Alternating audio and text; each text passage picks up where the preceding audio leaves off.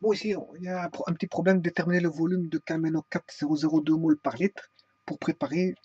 Là, c'est une préparation de solution à 200 ml d'une solution de 5 x 10 moins 3 mol par litre. Ce qui veut dire que on a une solution de KMNO4. Je rappelle que le KMNO4, c'est du permanganate de potassium. Permanganate de potassium à, si vous voulez, 0,2 mol par litre. Voilà. Et on ne connaît pas son volume, le volume initial, on ne le connaît pas.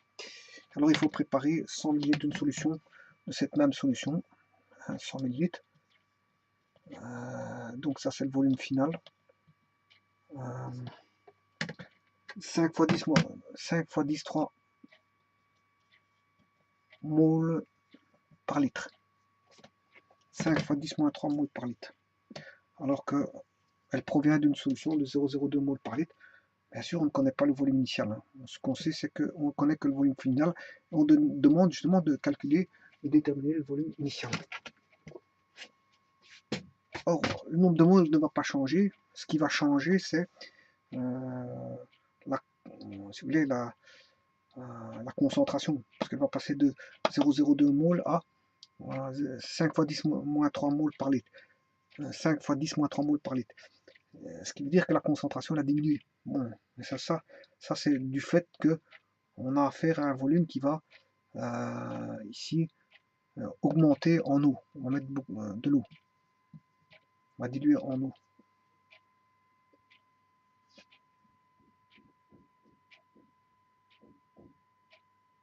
Voilà. Donc j'ai CI VI est égal à CF VF. Ça c'est avant mélange. Ça c'est après mélange.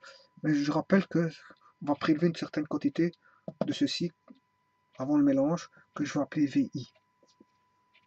Parce qu'ici, le vrai volume initial, il n'est pas là. C'est une quantité prélevée. On peut avoir 2 litres, 3 litres, peu importe, on s'en fout de ça. On a une certaine quantité ici, on s'en fout. Mais on demande ce qu'on va prélever, le volume initial, ici, pour avoir redescendre, si vous voulez, de 0,02 mol par litre à 5 x 10 moins 3 mol par litre. Et je rappelle que 5 x 10 moins 3 mol par litre, ce qui fait 0,0, c'est 5 millièmes de mol par litre. Mais on va appliquer juste cette formule-là pour rechercher VI égale CF sur CI fois VF, tout simplement.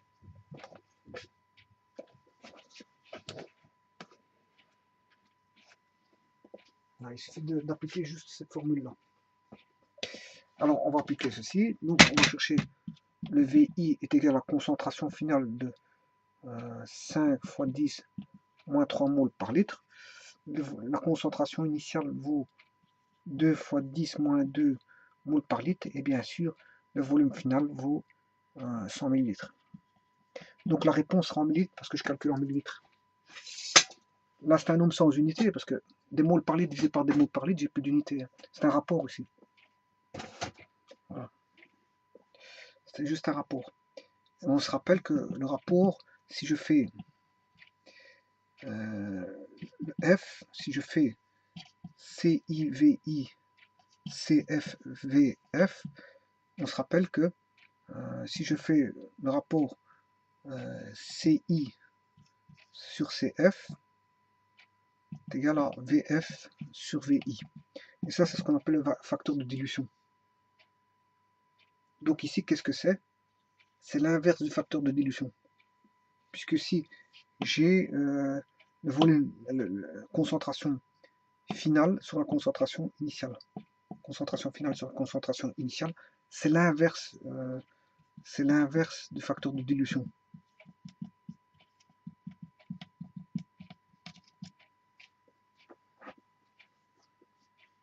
Alors ici, c'est l'inverse du facteur de dilution. Et l'inverse d'un facteur de dilution est un nombre sans dimension.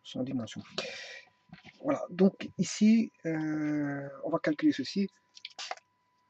Ce n'est plus qu'une question de calcul.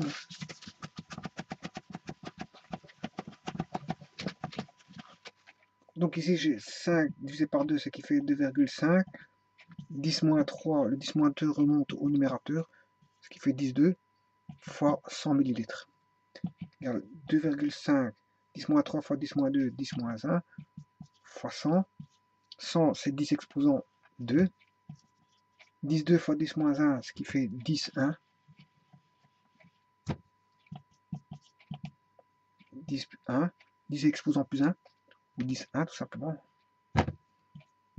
Et 10,1, ce qui fait 10. Et 10 fois 2,5, ce qui fait 25. Comme je calcule en millilitres, ben, j'aurai des millilitres.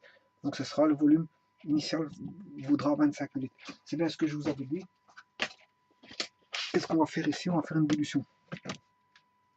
On va faire une dilution. Donc le volume ici, à prélever plus petit, est de 25 millilitres. On va prélever 25 millilitres et on va, si vous voulez, rajouter 75 millilitres d'eau. 25 plus 75 fait bien 100 millilitres de volume final.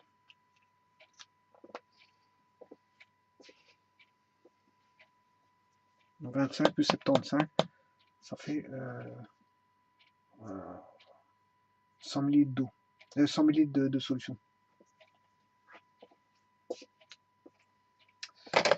Voilà, je vous remercie.